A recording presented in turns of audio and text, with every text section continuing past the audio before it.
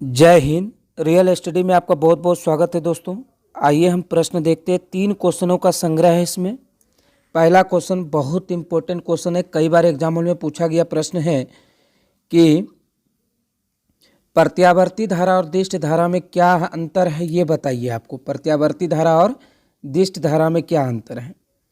प्रत्यावर्ती धारा और दिष्ट धारा में क्या अंतर है पूछ रहे हैं बाबू। तो पहला तो ये है, आप देख रहे हैं प्रत्यावर्ती धारा वह धारा जो किसी परिपथ में अपनी दिशा बदलती रहती है, यानी कि प्रत्यावर्ती धारा का मतलब है दिशा बदलते रहना। जब ये दिशा अपना बदलते रहेगी तो ये प्रत्यावर्ती धारा होगी। और परिपथ में जब दिशा परिवर्तन होते रहता है, समय के साथ साथ परिवर्तन होते रहता है, तो प्रत्यावर्ती धारा कहेंगे उसको। ठीक है, बड़ा सिंपल भाषा है ये। प्रत्यावर्ती धारा किसे कहते हैं? वो धारा जो किसी परिपथ में अपनी दिशा बदलती रहती है उसे प्रत्यावर्ती धारा कहते हैं। दिष्ट धारा किसको कहते हैं बाबू? दिष्ट धारा कहते हैं, दिष्ट धारा आप देखेंगे कि दिष्ट धारा किसको कहते हैं।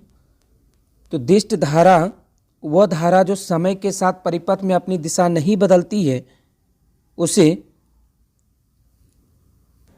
वह धारा जो परिपथ में अपनी दिशा नहीं बदलती है उसे दिष्ट धारा कहते हैं। दिष्ट धारा का मतलब वो लीनियर होगा, यानी कि लाइन में जाएगा, एक लाइन में एक स्थान से दूसरे स्थान पर जो है ये विद्युत धारा को पहुंचाएगी। लेकिन जब धारा समय के साथ परिवर्तन करेगी तो प्रत्यावर्ती धारा, और समय के साथ परिवर्तन नहीं करेगी और अपने दिशा नहीं बदलेगी तो दिष्ट धारा। दिशा बदलेगी तो प्रत्यावर्ती, दिशा नहीं बदलेगी तो दिष्ट धारा होगी। ये बात समझ में आ गई। चलिए आगे कहते हैं, वाहनों के अग्रद्वीप में किस दर्पण का उपयोग किया जाता है या प्रयोग किया जाता है और क्यों किया जाता है, इसके बारे में हमको बताना है।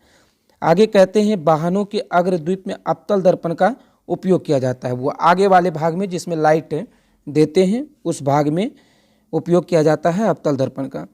इस दर्पण से होकर जाने वाली प्रकाश की किरण पुंज जो है एक बिंदु स्रोत से निकलकर फैलना शुरू कर देती है। मैंने बताया था कि एक बिंदु स्रोत से निकलकर ये फैलना शुरू कर देती है। आप देख रहे हैं ना कि ये फैल रही है, यानी कि एक बिंदु से निकल करके जब फैलेगी तो वो स्रोत कैसा होगा? जैसे आपने टॉर्च को देखा होगा, तो टॉर्च क्या करती है? वो बहुत सारे किरण पुंजों को एक साथ निकालती है और आगे वाले वस्तुओं को देखने में बहुत सारी मदद करती है। तो साफ साफ से हम आगे चीज़ दूर भी स्थित रहती है वो चीज़ फोकसित करके वो दिखा देती है। इसलिए अग्रद्वीप में अवतल दर्पण का उपयोग किया जाता है। चलिए, आई होप कि आप ये समझ चुके होंगे। अगर नहीं समझे तो वीडियो को फिर से प्ले करके आप ये चीज़ को समझ सकते हैं। बुआ फिर से पुनः करके समझ सकते हैं। अगर हमारी वीडियो आपको अच्छी लगती है तो प्लीज़ इसे लाइक करें, शेयर करें और कमेंट करें और दूसरे दोस्तों तक ज़रूर पहुंचाइए जो 2023 में तैयारी कर रहे हैं, उसके लिए ये बहुत उपयोगी है बाबू। आगे चलिए चलते हैं। आगे क्वेश्चन को मैंने नहीं लिखा है लेकिन कॉपी का ये पेस्ट किया हुआ है ना, कॉपी का पिक खींच करके लगाया गया है। इसमें क्वेश्चन पूछा गया है कि अपवर्तन के कुल कितने नियम होते हैं, तो आप बताइए। अपवर्तन के कुल 2 नियम होते हैं। पहला नियम क्या है? आपतित किरण, अपवर्तित किरण एवं आपतन बिंदु पर डाला गया अभिलंब तीनों एक ही तल में होते हैं। ये पहला नियम हो गया आपका। दूसरा नियम है, आपतन कोण की ज्या और अपवर्तन कोण की ज्या का अनुपात एक नियतांक के बराबर होता है। आपतन कोण की ज्या और अपवर्तन कोण की ज्या के अनुपात एक नियतांक के बराबर होता है। इसे स्नेल का नियम भी कहते हैं। कई बार एग्जाम हॉल में स्नेल का नियम क्या है, आप दूसरे नियम को अगर लिख दीजिएगा, ये वाला पार्ट को अगर लिख दीजिएगा, जितना इसका सारा चीज़ दिया हुआ है वो स्नेल का नियम कहला जाएगी। इसका होता है म्यू से सूचक होता है स्नेल का।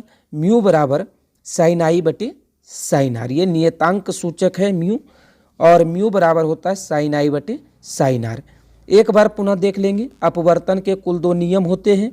पहला नियम क्या है? आपतित किरण और अपवर्तित किरण और आपतन बिंदु पर डाला गया अभिलंब तीनों एक ही तल में होते हैं। समझ गए? तीनों एक ही तल में होते हैं। दूसरा नियम कह रहा है, आपतन कोण की ज्या और अपवर्तन कोण की ज्या का अनुपात एक नियतांक के बराबर होता है। इसे स्नेल का नियम कहते हैं, साइन आई बटे साइन आर। आप इसे 2 से 3 बार अगर देखेंगे तो आपको याद हो जाएगा। बहुत इंपॉर्टेंट है एग्जाम के दृष्टिकोण से। आज मैं यहीं तक रखूँगा। जय हिंद। फिर मिलते हैं नेक्स्ट वीडियो में।